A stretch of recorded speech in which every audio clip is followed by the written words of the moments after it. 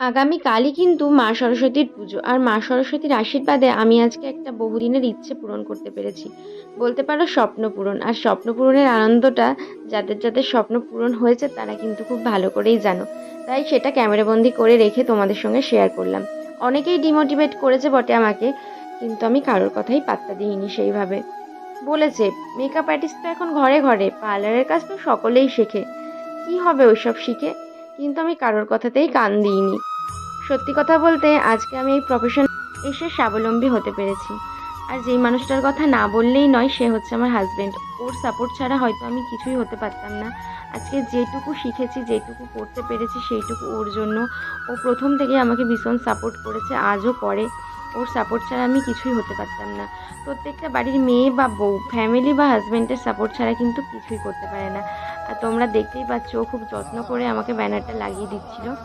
হ্যাঁ, আমার এত আনন্দ হচ্ছিল যে আমিও একটু ক্যামেরার সামনে চলে এসেছি। আর আমার পার্লারের নাম হচ্ছে প্রণীতাস গ্ল্যাম লেডিস বিউটি পার্লার।